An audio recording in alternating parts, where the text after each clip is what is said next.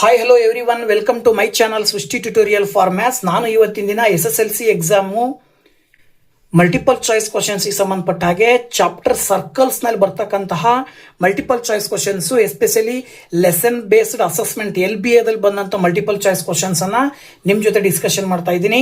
So ಬನ್ನಿ class ಶುರು ಮಾಡೋಣ. ನೋಡಿ, 10th ಸ್ಟ್ಯಾಂಡರ್ಡ್ ಮ್ಯಾಥಮೆಟಿಕ್ಸ್ ಅಲ್ಲಿ ಬರುವಂತಹ ಹಲವಾರು ಚಾಪ್ಟರ್ಸ್ಗಳಲ್ಲಿ ಡೆಡ್ ಈಸಿ ಇರುವಂತಹ ಚಾಪ್ಟರ್ ಸರ್ಕಲ್. ಈ ಸರ್ಕಲ್ಸ್ ಚಾಪ್ಟರ್ ಬರುವಂತ ಮಲ್ಟಿಪಲ್ ಚಾಯ್ಸ್ ಕ್ವಶನ್ ಎಕ್ಸಾಮಿಗೆ 100% ಇರುತ್ತೆ.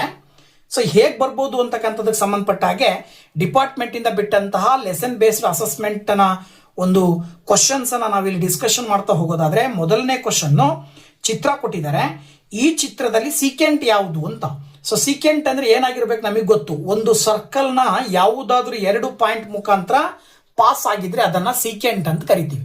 ಹಾಗಿದ್ರೆ ಇದರಲ್ಲಿ ಯಾವುದು 2 ಪಾಯಿಂಟ್ ಮುಖಾಂತರ ಪಾಸ್ ಆಗಿದೆ ಅಂದ್ರೆ AB ಅಥವಾ M ಇಂದ N ತಗೊಂಡ್ರೆ MN ಸೀಕೆಂಟ್ ಅಂತ ಹೇಳ್ಬೋದು. ಯಾಕೆಂದ್ರೆ ಅದು 2 ಪಾಯಿಂಟ್ ಮುಖಾಂತರ ಪಾಸ್ ಆಗಿದೆ. ಅಂದ್ರೆ ಅಲ್ಲಿಗೆ ಆಪ್ಷನ್ ಡಿ ಸರಿಯಾದ ಉತ್ತರ 1ನೇ ಕ್ವಶನ್ಗೆ. ಇನ್ನು 2ನೇ ಕ್ವಶನ್, ಅದಕ್ಕೂ ಕೂಡ ಡಯಾಗ್ರಾಮ್ ಕೊಟ್ಟಿದ್ದಾರೆ. ಇಲ್ಲಿ ಏನ್ ಹೇಳ್ತಾರೆ, ಟ್ಯಾಂಜೆಂಟ್ ಯಾವ್ದು ಹೇಳ್ರಿ. ಸೊ ಟ್ಯಾಂಜೆಂಟ್ ಅಂದ್ರೆ ಏನು ಅಂತಾನು ಕೂಡ ನಮಗೆ ಗೊತ್ತಿರ್ಬೇಕು. ಟ್ಯಾಂಜೆಂಟ್ ಅಂತ ಹೇಳಿದ್ರೆ ಏನು, ಆ ಒಂದು ಲೈನ್ ಸೆಗ್ಮೆಂಟ್ ಸರ್ಕಲ್ ನ ಸರ್ಕಂಫರೆನ್ಸ್ ನ ಮೇಲೆ ಯಾವುದಾದ್ರೂ ಒಂದು ಪಾಯಿಂಟ್ ನ ಮುಖಾಂತರ ಆ ಒಂದು ಪಾಯಿಂಟ್ ಗೆ ಜಸ್ಟ್ ಟಚ್ ಆಗೋ ಮುಖಾಂತರ ಪಾಸ್ ಆಗಿದ್ರೆ ಅದನ್ನ ಟ್ಯಾಂಜೆಂಟ್ ಅಂತ ಕರಿತೀವಿ. ಅದ್ರ ಪ್ರಕಾರ ಇಲ್ಲಿ ಟ್ಯಾಂಜೆಂಟ್ ಯಾವುದು, APB ಅನ್ನುವಂಥದ್ದು ಟ್ಯಾಂಜೆಂಟ್. ಅಂದ್ರೆ ಅಲ್ಲಿಗೆ A ಮತ್ತೆ B, ಈ P ಅನ್ನ ನಾವು ಪಾಯಿಂಟ್ ಆಫ್ ಕಾಂಟ್ಯಾಕ್ಟ್ ಅಂತ ಕರಿತೀವಿ. ಅಂದ್ರೆ AB ಅನ್ನುವ ಟ್ಯಾಂಜೆಂಟ್ ಪಾಸ್ ಆಗ್ಬೇಕಾದ್ರೆ ಸರ್ಕಲ್ ನ ಮೇಲೆ ಯಾವ ಪಾಯಿಂಟ್ ಗೆ ಟಚ್ ಆಗಿದೆಯೋ ಆ ಪಾಯಿಂಟ್ ಅನ್ನ ಪಾಯಿಂಟ್ ಆಫ್ ಕಾಂಟ್ಯಾಕ್ಟ್ ಅಂತ ಹೇಳ್ತೀವಿ. ಹಾಗಾಗಿ AB ಈಸ್ ಎ ಟ್ಯಾಂಜೆಂಟ್ ಅಂತ ಹೇಳಿ ನೀವು ಆಪ್ಷನ್ ಡಿ ಅನ್ನ ಆಯ್ಕೆ ಮಾಡ್ತೀರಾ. ಇನ್ನ ನೆಕ್ಸ್ಟ್ ಬಂದ್ಬಿಟ್ಟು 3ನೇ ಕ್ವಶನ್. ಇಲ್ಲೂ ಕೂಡ ಸೇಮ್ ಮೇಲ್ಗಡೆ ಎಕ್ಸ್ಪ್ಲೇನ್ ಮಾಡಿದ ಹಾಗೆ ಈ ಚಿತ್ರದಲ್ಲಿ ಪಾಯಿಂಟ್ ಆಫ್ ಕಾಂಟ್ಯಾಕ್ಟ್ ಯಾವುದು ಅಂತ ಕೇಳಿದ್ದಾರೆ. ಸೊ ಪಾಯಿಂಟ್ ಆಫ್ ಕಾಂಟ್ಯಾಕ್ಟ್ ಬೇಕು ಅಂದ್ರೆ ಮೊದಲು ಟ್ಯಾಂಜೆಂಟ್ ಯಾವುದು, AB ಟ್ಯಾಂಜೆಂಟು. AB ಅನ್ನುವ ಟ್ಯಾಂಜೆಂಟ್ ಸರ್ಕಲ್ ನ ಯಾವ ಪಾಯಿಂಟ್ ಅಲ್ಲಿ ಟಚ್ ಆಗಿದೆ, P ಪಾಯಿಂಟ್ ಅಲ್ಲಿ ಟಚ್ ಆಗಿದೆ. So that P is the point of contact. So option A is right answer. Okay. So next question number 4, ಅಲ್ಲೂ ಕೂಡ ಡಯಾಗ್ರಾಮ್ ಇದೆ. ಈ ಕೊಟ್ಟಿರುವಂತಹ ಡಯಾಗ್ರಾಮ್ ನ ಆಧಾರದ ಮೇಲೆ ನಮಗೆ ಥೇರಮಿನ ಆಧಾರದ ಮೇಲೆ ಹೇಳ್ತೀವಿ. ಒಂದು ಥೇರಮ್ ಹೇಳುತ್ತೆ, 2ನೇ ಥೇರಮ್. ಸೆಕೆಂಡ್ ಥೇರಮ್ ಏನ್ ಹೇಳುತ್ತೆ, A tangent drawn from N external point. 2 tangent external point ಇಂದ ಡ್ರಾನ್ ಮಾಡಿದೀವಿ ಅಂದ್ರೆ ಆ 2 ಟ್ಯಾಂಜೆಂಟ್ ಸಮ ಇರ್ತವೆ ಅಂತ ಥೇರಮ್ ಹೇಳುತ್ತೆ. ಅದರ ಆಧಾರದ ಮೇಲೆ ಅವ್ರು ಹೇಳ್ತಾರೆ AP 3 ಸೆಂಟಿಮೀಟರ್ ಅಂತೆ, AP 3 ಸೆಂಟಿಮೀಟರ್. ಹಾಗೇನೆ CD ಬಂದ್ಬಿಟ್ಟು 5 centimetre. Then the length of PC ನ ಲೆಂತ್ ಕಂಡಿಡೀರಿ ಅಂತ ಕೊಟ್ಟಿದ್ದಾರೆ. ಸ್ವಲ್ಪ ಅಬ್ಸರ್ವ್ ಮಾಡಿದ್ರೆ P ಅನ್ನೋದು ಎಕ್ಸ್ಟರ್ನಲ್ ಪಾಯಿಂಟ್ ಇಂದ PA ಮತ್ತೆ PB ಅನ್ನುವ 2 ಟ್ಯಾಂಜೆಂಟ್ ಹಾಕಿದೀವಿ ಅಂದ್ರೆ 2 ಟ್ಯಾಂಜೆಂಟ್ ಸಮ ಇರ್ತಾವ. ಸೊ AP 3 ಸೆಂಟಿಮೀಟರ್ ಇದೆ ಅಂತ ಹೇಳಿದ್ರೆ BP ಕೂಡ 3 ಸೆಂಟಿಮೀಟರ್ ಇರುತ್ತೆ. ಅದೇ ರೀತಿ C ಎನ್ನುವಂತ ಎಕ್ಸ್ಟರ್ನಲ್ ಪಾಯಿಂಟ್ ಇಂದ ಸರ್ಕಲ್ ಗೆ ಹಾಕಿರುವ 2 ಟ್ಯಾಂಜೆಂಟ್ CB ಮತ್ತೆ CD 5 ಸೆಂಟಿಮೀಟರ್ ಇದೆ ಅಂದ್ರೆ CB ಕೂಡ 5 ಸೆಂಟಿಮೀಟರ್ ಇರುತ್ತೆ. ಸೊ ನಿಮ್ಮ ಕೆಲಸ ಈಗ CP ಕಂಡುಹಿಡಿಬೇಕು ಅಂದ್ರೆ 5 + 3 ಅನ್ನ ಆಡ್ ಮಾಡಬೇಕು. ಸೊ 5 + 3 ಆಡ್ ಮಾಡಿದ್ರೆ 8 ಸೆಂಟಿಮೀಟರ್ ಬರುತ್ತೆ. Option C is the right answer. And the next 5th question, the angle between the tangent and radius drawn at the point of contact ಅಂತೇಳಿ ಫಸ್ಟ್ ಥೇರಮ್ ಬರುತ್ತೆ. ಏನ್ ಹೇಳುತ್ತೆ ಥೇರಮ್ ನ statement ಅಂದ್ರೆ, the angle between the tangent and the radius drawn at the point of contact is perpendicular ಅಂತೇಳಿ. Perpendicular ಅಂತ ಹೇಳಿದ್ರೆ ಅದರ ಅರ್ಥ 90 degree. So that option C right answer. ಇನ್ನು next 6th question, the distance between the parallel tangents in the circle of radius 3.5 centimetre. Very dead easy question. ಏನು, ಇಲ್ಲಿ ಒಂದು circle ಇದೆ ಅಂದ್ರೆ ಸರ್ಕಲ್ ನ ಸೆಂಟ್ರಿಂದ ಸುಮಾರು ಇಲ್ಲಿ ಏನಾಗಿದೆ ಅಂತ ಹೇಳಿದ್ರೆ 2 ಕಡೆ, ಈ ಕಡೆ ಒಂದು ಟ್ಯಾಂಜೆಂಟ್ ಇದೆ, ಈ ಕಡೆ ಒಂದು ಟ್ಯಾಂಜೆಂಟ್ ಇದೆ, 2 ಪ್ಯಾರಲಲ್ ಆಗಿದಾವೆ. ಅಂದ್ರೆ ಎಷ್ಟು ದೂರದಲ್ಲಿ ಇದಾವೆ ಅಂದ್ರೆ ಒಂದು ರೇಡಿಯಸ್ 3.5 ಇದು, ಇವೆರಡರ ಮಧ್ಯೆ 2 ರೇಡಿಯಸ್ ಇದಾವೆ ಅಂದ್ರೆ ಒಂದು ಡಯಾಮೀಟರ್ ಇದೆ. ಸೊ 2 ರೇಡಿಯಸ್ ನಷ್ಟು ದೂರ ಈ 2 ಟ್ಯಾಂಜೆಂಟ್ ನ ಮಧ್ಯೆ ಡಿಸ್ಟೆನ್ಸ್ ಇರುತ್ತೆ. ಅಂದ್ರೆ ಅಲ್ಲಿಗೆ 3.5 + 3.5 ಮಾಡಿದ್ರೆ 7 ಸೆಂಟಿಮೀಟರ್ ಬರುತ್ತೆ. ಸೊ ಆ ಪ್ಯಾರಲಲ್ ಟ್ಯಾಂಜೆಂಟ್ಸ್ ನ ಮಧ್ಯೆ ಇರುವ ಡಿಸ್ಟೆನ್ಸ್ ಬಂದ್ಬಿಟ್ಟು 7 ಸೆಂಟಿಮೀಟರ್ ಅಂತೇಳಿ ಆಪ್ಷನ್ ಎ ನಲ್ಲಿರುವ ಉತ್ತರವನ್ನ ಆಯ್ಕೆ ಮಾಡಬೇಕಾಗತ್ತೆ. Next question number 7, A line intersecting A circle in 2 points. ನಾವು ಆವಾಗಲೇ ಡಿಸ್ಕಷನ್ ಮಾಡಿದ ಹಾಗೆ ಒಂದು ಸರ್ಕಲ್ ನಲ್ಲಿ ಎರಡು ಪಾಯಿಂಟ್ ಮುಖಾಂತರ ಪಾಸ್ ಆಗಿರುವ ಲೈನಿಗೆ ಏನಂತ ಕರಿತೀವಿ? ಸೀಕೆಂಟ್ ಅಂತ ಕರಿತೀವಿ. Option B is the right answer. ಕೆಳಗಡೆ ಸೇಮ್ ಅದೇ ರೀತಿ, the line that intersect circle at only one point. ಇದು ಒಂದು ಸರ್ಕಲ್ ಅಂದ್ರೆ ಎಲ್ಲ ಒಂದು ಪಾಯಿಂಟ್, ಪಿ ಪಾಯಿಂಟ್ ನ ಮುಖಾಂತರ ಪಾಸ್ ಆಗಿದೆ ಒಂದು ಲೈನ್ ಸೆಗ್ಮೆಂಟ್ ಅಂದ್ರೆ ಆ ಲೈನ್ ಸೆಗ್ಮೆಂಟ್ ಅನ್ನು ಏನಂತ ಕರಿತೀವಿ? ಟ್ಯಾಂಜೆಂಟ್ ಅಂತ ಕರಿತೀವಿ. Option A is the right answer. Next question number 10 ಬಂದ್ಬಿಟ್ಟು ಡಯಾಗ್ರಾಮ್ ಕೊಟ್ಟಿದ್ದಾರೆ. ಕೊಟ್ಟಿರುವ ಡಯಾಗ್ರಾಮ್ ನಲ್ಲಿ C P and C Q tangent and also O is the centre and A R B ಅಂತಕ್ಕಂಥ ಇನ್ನೊಂದು ಟ್ಯಾಂಜೆಂಟ್ ಅಲ್ಲಿ ಎ ಪಿ ಮತ್ತೆ ಎ ಆರ್ ಅಂತಕ್ಕಂಥ tangent ಇದಾವೆ. ಅವ್ರು ಹೇಳ್ತಾರೆ ಸಿ ಪಿ ಮೆಜರ್ಮೆಂಟ್ 11 ಸೆಂಟಿಮೀಟರ್ ಇದೆ ಅಂತ ತಿಳ್ಕೊಳ್ರಿ. ಸಿ ಇಂದ ಪಿ ಇದಿಷ್ಟು 11 ಸೆಂಟಿಮೀಟರ್ ಇದೆ ಅಂದ್ರೆ, ಹಾಗಿದ್ದ ಮೇಲೆ ಬಿ ಸಿ ಯ ಮೆಜರ್ಮೆಂಟ್, ಬಿ ಸಿ ಇದಿಷ್ಟು ಮೆಜರ್ಮೆಂಟ್ ಎಷ್ಟಿದೆ ಅಂತ ಹೇಳ್ತಾರೆ ಅವರು, ಇದು 7 ಸೆಂಟಿಮೀಟರ್ ಇದೆ ಅಂದ್ರೆ ಬಿ ಆರ್ ನ ಲೆಂತ್ ಎಷ್ಟಿರುತ್ತೆ ಅಂತ ಕೇಳಿದ್ದಾರೆ. ನೋಡಿ, ವೆರಿ ಸಿಂಪಲ್ ಆಗಿ ಹೇಳ್ಬೋದು. ಇದನ್ನ ಹೇಗ್ ಮಾಡ್ಬೋದು ಅಂತಕ್ಕಂಥದ್ದನ್ನ ಸ್ವಲ್ಪ ನಾವು ನೋಡೋದಾದ್ರೆ, ಓಕೆ, ಕ್ವಶನ್ ನಂಬರ್ 9 ಬಂದ್ಬಿಟ್ಟು ಇನ್ ದ ಫಿಗರ್ ಕೊಟ್ಟಿರುವ ಚಿತ್ರದಲ್ಲಿ P A and P B, ನೋಡಿ ಇಲ್ಲಿ P A P P R tangents. Angle A P B is equal to ಎಷ್ಟು ಹೇಳಿದಾರೆ ಅವರು? 80 ಡಿಗ್ರಿ ಅಂತ ಹೇಳಿದ್ದಾರೆ. Angle A P B 80 degree. So angle A P B 80 degree ಅಂತ ಹೇಳಿದ್ರೆ ಎ ಒ ಬಿ ಕಂಡು ಹಿಡಿಯಿರಿ ಅಂತ ಕೇಳಿರೋದು ಅವರು. ವೆರಿ ಸಿಂಪಲ್ ಆಗಿ ಹೇಳ್ಬೋದು. ನೀವು ಡಯಾಗ್ರಾಮ್ ನೋಡ್ಬಿಟ್ಟು ಹೇಳ್ಬೋದು. ಹೇಗೆ? ಈ ಆಂಗಲ್ 80 ಡಿಗ್ರಿ ಇದೆ. We know that by the theorem, first theorem ನ ಪ್ರಕಾರ ಏನ್ ಹೇಳ್ಬೋದು? O A radius A P tangent ನ ಮಧ್ಯೆ ಆಂಗಲ್ 90 ಡಿಗ್ರಿ, ಇದು 90 ಡಿಗ್ರಿ. 90 ಪ್ಲಸ್ 90 180. 180 ಇವೆರಡು ಇದಾವೆ ಅಂದ್ರೆ ಈ ಎರಡು ಬಾಹು ಕೋನಗಳು 180 ಇರಬೇಕು. ಯಾಕೆ ಅಂದ್ರೆ ಚತುರ್ಭುಜದ 4 ಕೋನಗಳ ಮೊತ್ತ 180 360 ಡಿಗ್ರಿ ಬರಬೇಕು. ಅಲ್ಲಿಗೆ ಈ ಎರಡು ಕೋನ 180 ಇದೆ ಅಂದ್ರೆ ಈ ಎರಡು ಕೋನ 180 ಇರಬೇಕು. ಸೊ ಅದರಲ್ಲಿ ಇದು 80 ಡಿಗ್ರಿ ಇದೆ ಅಂದ್ರೆ ಇದೆಷ್ಟಿರುತ್ತೆ? 100 ಡಿಗ್ರಿ ಇರುತ್ತೆ. Option B is the right answer. Question number 9. ಇನ್ನು ಕ್ವಶನ್ ನಂಬರ್ 10 ಬಂದ್ಬಿಟ್ಟು ಚಿತ್ರ ಕೊಟ್ಟಿದ್ದಾರೆ. ಇಲ್ಲೂ ಕೂಡ ಸಿ ಪಿ ಮತ್ತೆ ಸಿ ಕ್ಯೂ ಅನ್ನುವಂತಹ ಎರಡು ಟ್ಯಾಂಜೆಂಟ್ ಇದಾವೆ. ಅದ್ರ ಜೊತೆಗೆ ಮತ್ತೆ ಎ ಪಿ ಮತ್ತೆ ಎ ಆರ್ ಅನ್ನುವ ಟ್ಯಾಂಜೆಂಟು, ಬಿ ಕ್ಯೂ ಮತ್ತೆ ಬಿ ಆರ್ ಅನ್ನುವ ಟ್ಯಾಂಜೆಂಟು. ಸಿ ಪಿ ನ ಮೆಜರ್ಮೆಂಟ್ 11 ಸೆಂಟಿಮೀಟರ್ ಅಂತೆ, ಬಿ ಸಿ ನ ಮೆಜರ್ಮೆಂಟ್ 7 ಸೆಂಟಿಮೀಟರ್. ನೀವು ಬಿ ಆರ್ ನ ಮೆಜರ್ಮೆಂಟ್ ಕಂಡುಹಿಡಿಬೇಕು. ಇಲ್ಲೂ ಕೂಡ ನೀವು ಸೇಮ್ ಪ್ರೊಸೀಜರ್ ಅನ್ನ ಬಳಸ್ತಿದ್ರೆ ನೋಡಿ, ಇಲ್ಲಿ ಸಿ ಪಿ ಮತ್ತೆ ಸಿ ಕ್ಯೂ ಈಕ್ವಲ್ ಅಲ್ವಾ? C P is equal to C Q. C P equal to C Q ಅಂತ ಹೇಳಿದ್ರೆ ಸಿ ಕ್ಯೂ ನ ವ್ಯಾಲ್ಯೂ ಏನ್ ಬರುತ್ತೆ? 11 ಸೆಂಟಿಮೀಟರ್ ಬರುತ್ತೆ. ಈ ಸಿ ಕ್ಯೂ ಯಾವಾಗ ಸಿಗುತ್ತೆ ನಿಮಗೆ? ಬಿ ಸಿ ಗೆ ಬಿ ಕ್ಯೂ ಅನ್ನ ಆಡ್ ಮಾಡ್ಬೇಕಲ್ವಾ? ಸೊ ಅಲ್ಲಿಗೆ ಬಿ ಕ್ಯೂ ಎಷ್ಟಿರುತ್ತಪ್ಪ ಅಂದ್ರೆ ಟೋಟಲ್ 11ರಲ್ಲಿ 7 ಕಳಿಬೇಕು. 11ರಲ್ಲಿ 7 ಕಳೆದಾಗ 4 ಸೆಂಟಿಮೀಟರ್ ಬರುತ್ತೆ. ಇದು ಯಾವುದಕ್ಕೆ ಸಮ ಇರುತ್ತೆ? ಬಿ ಕ್ಯೂಗೆ ಸಮ ಇರುತ್ತೆ. And also from the external point B, B R and B Q are tangents. So that B Q is equal to B R. ಹಾಗಾಗಿ ಬಿ ಆರ್ ನ ವ್ಯಾಲ್ಯೂ 4 ಸೆಂಟಿಮೀಟರ್. ಆಪ್ಷನ್ ಡಿ ಅನ್ನ ನೀವು ಸರಿಯಾದ ಉತ್ತರ ಅಂತೇಳಿ ಆಯ್ಕೆ ಮಾಡ್ತೀರಾ. ಓಕೆನಾ? ಇನ್ನ 11th question, if the angle between the two radii drawn in a circle is 130 degree, then the angle between the tangents drawn at the ends of the radii is ಅಂತ ಕೊಟ್ಟಿದ್ದಾರೆ. ಕೊಟ್ಟಿರುವ ಡಯಾಗ್ರಾಮ್ ಹೇಳೋ ಪ್ರಕಾರ ನೋಡಿ, ಕ್ವಶನ್ ಹೇಗೆ ಹೇಳುತ್ತೆ ಅಂತಕ್ಕಂಥದ್ರ ಆಧಾರದ ಮೇಲೆ ನಾವು ಇಲ್ಲಿ ತಗೊಳ್ಳೋದಾದ್ರೆ ಏನ್ ತಗೊಳ್ಬಹುದು? ಅವರೇ ಹೇಳಿದ್ದಾರೆ ಇಲ್ಲಿ ಒಂದು ಟ್ಯಾಂಜೆಂಟ್, ಎಕ್ಸ್ಟರ್ನಲ್ ಪಾಯಿಂಟ್ ಇಂದ ಒಂದು ಟ್ಯಾಂಜೆಂಟ್ ಅನ್ನ ಹಾಕಿದೀವಿ. ಈ ಎಕ್ಸ್ಟರ್ನಲ್ ಪಾಯಿಂಟ್ ಇಂದ ಹಾಕಿರುವ ಟ್ಯಾಂಜೆಂಟ್ ಇಂದಾಗಿ ಈ ಒಂದು ಸೆಂಟರ್ ನಲ್ಲಿ 130 ಆಂಗಲ್ ಫಾರ್ಮೇಶನ್ ಆಗುತ್ತೆ. ಈಗ ಇಲ್ಲಿರುವ ಆಂಗಲ್ ಎಷ್ಟು ಅಂತ ಕೇಳಿದಾರೆ ಅವರು. ಈ ರೇಡಿಯಸ್, ಎರಡು ರೇಡಿಯಸ್ ನ ಮಧ್ಯೆ ಆಂಗಲ್ 90 ಡಿಗ್ರಿ ಇರುತ್ತೆ, ನಮಗೆ ಗೊತ್ತು.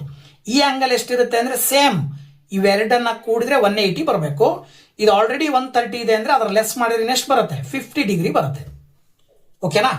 ಸೊ ಹಾಗಾಗಿ ಆಪ್ಷನ್ ಬಿ ಅನ್ನ ಸರಿಯಾದ ಉತ್ತರ ಅಂತ ಹೇಳ್ತೀವಿ. ಇನ್ನು ಕ್ವಶನ್ ನಂಬರ್ 12 ಡಯಾಗ್ರಾಮ್ ಇದೆ. ಡಯಾಗ್ರಾಮ್ ಅನ್ನು ಅಬ್ಸರ್ವ್ ಮಾಡಿದಾಗ ಎ ಎಕ್ಸ್ಟರ್ನಲ್ ಪಾಯಿಂಟ್ ಇಂದ ಎರಡು ಟ್ಯಾಂಜೆಂಟ್ ಎ ಪಿ ಮತ್ತೆ ಎ ಕ್ಯೂ ಲೆಂತ್ ಬಂದ್ಬಿಟ್ಟು 4 ಸೆಂಟಿಮೀಟರ್ ಇದೆ. ಇನ್ನ ಒ ಪಿ ಅನ್ನೋದು ರೇಡಿಯಸ್, ಒ ಕ್ಯೂ ಅನ್ನೋದು ರೇಡಿಯಸ್. ಈ ಕೋನ 90 ಡಿಗ್ರಿ ಅಂತ ಹೇಳ್ತಾರೆ. ಸೊ ಇದು 90 ಡಿಗ್ರಿ ಇದೆ ಅಂದ್ರೆ ಇದು 90 ಡಿಗ್ರಿ ಇರುತ್ತೆ. ನಮಗೆ ಗೊತ್ತಿರುವ ಹಾಗೆ ಟ್ಯಾಂಜೆಂಟ್ ಮತ್ತೆ ರೇಡಿಯಸ್ ನ ಮಧ್ಯೆ ಆಂಗಲ್ 90 ಡಿಗ್ರಿ ಇರುತ್ತೆ. So that all angles are equal to 90 degree ಅಂದ ಮೇಲೆ ಇದು ಒಂದು square. All sides are equal.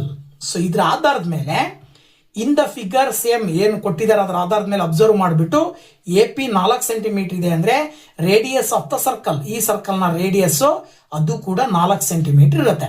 Option C is the right answer. ಇನ್ನು ಕ್ವಶನ್ ನಂಬರ್ 13 ಬಂದ್ಬಿಟ್ಟು ಏನ್ ಹೇಳುತ್ತೆ, ಇನ್ ದ ಫಿಗರ್ ಚಿತ್ರ ಕೊಟ್ಟಿದ್ದಾರೆ, P Q and P R ನೋಡಿ, P Q and P R tangents drawn to the circle with centre O from the point P such that OPQ is equal to 50 degree, sorry QPR is equal to 50 degree, then ಯಾವ್ದಿದು OQR ನ ಬೆಲೆ ಕೇಳಿದ್ದಾರೆ. ಇಲ್ಲೂ ಕೂಡ ಇದು 50 ಇದೆ ಅಂದ್ರೆ ಇದ್ರ ಎದುರುಗಡೆ ಇರುವಂತ ಕೋನ ಇದೆಷ್ಟಿರುತ್ತೆ, 130 ಡಿಗ್ರಿ ಇರುತ್ತೆ. ಓಕೆನಾ, ಎಷ್ಟಿರುತ್ತೆ, 130 ಡಿಗ್ರಿ ಇರುತ್ತೆ. ಇದು 130 ಡಿಗ್ರಿ ಆಯ್ತು. ಇನ್ನು ತ್ರಿಭುಜದ 3 ಕೋನಗಳ ಮೊತ್ತ 180 ಅಂದ್ರೆ ಈ ಕೋನ ಸೇರಿ ಎಷ್ಟಿರಬೇಕು, 50 ಡಿಗ್ರಿ ಇರಬೇಕು. ಟೋಟಲ್ 180 ಡಿಗ್ರಿ ಬರುತ್ತೆ. ಇನ್ನೊಂದು ವಿಷಯ ಏನು ಅಂದ್ರೆ OQ ಮತ್ತೆ OR ಎರಡು radius, those two radius are equal, therefore these two angles are also equal. ಹಾಗಾಗಿ 50 ಡಿಗ್ರಿಯನ್ನ 2 ಭಾಗ ಮಾಡಿದ್ರಿ ಅಂತ ಹೇಳಿದ್ರೆ ಒಂದೊಂದು ಕೋನ 25 ಡಿಗ್ರಿ ಬರುತ್ತೆ. So option A is the right answer for the question 13. Next question number 14 ಕೂಡ ಡಯಾಗ್ರಾಮ್ ಅಲ್ಲಿ ಪ್ರಕಾರ XY ಅನ್ನೋದು tangent and then O is the centre, angle AOB 130 degree ಇದೆ. Then the measure of angle BAY ಈ ಕೋನವನ್ನು ಕಂಡುಹಿಡಿಯಿರಿ ಅಂತ ಕೇಳಿದ್ದಾರೆ. ಸೇಮ್ ಹಿಂದಿನ ರೂಲ್ಸ್ ಪ್ರಕಾರ ಇಲ್ಲಿ 130 ಡಿಗ್ರಿ ಇದೆ ಅಂದ್ರೆ 3 ಕೋನಗಳ ಮೊತ್ತ 180 ಡಿಗ್ರಿ, 180 ಡಿಗ್ರಿನಲ್ಲಿ ಆಲ್ರೆಡಿ ಇದು 130 ಡಿಗ್ರಿ ಇದೆ ಅಂದ್ರೆ ಇನ್ನೆಷ್ಟಿರುತ್ತೆ, ಈ 2 ಕೋನಗಳನ್ನ ಸೇರಿಸಿ 50 ಡಿಗ್ರಿ ಇರುತ್ತೆ. ಪ್ರತಿ ಕೋನ ಅಲ್ಲಿಗೆ ಡಿವೈಡೆಡ್ ಬೈ 2 ಮಾಡಿಬಿಟ್ರಿ ಅಂತ ಹೇಳಿದ್ರೆ 25 ಡಿಗ್ರಿ ಬರುತ್ತೆ. ಅಂದ್ರೆ ಅಲ್ಲಿಗೆ ಈ ಕೋನ 25 ಡಿಗ್ರಿ ಇರುತ್ತೆ. ನಮಗೆ ಗೊತ್ತು ಇದು tangent O A radius, angle between radius and tangent 90 degree ಇರುತ್ತೆ. 90 ಡಿಗ್ರಿನಲ್ಲಿ 25 ಅನ್ನ ಕಳಿಬೇಕು ನೀವು.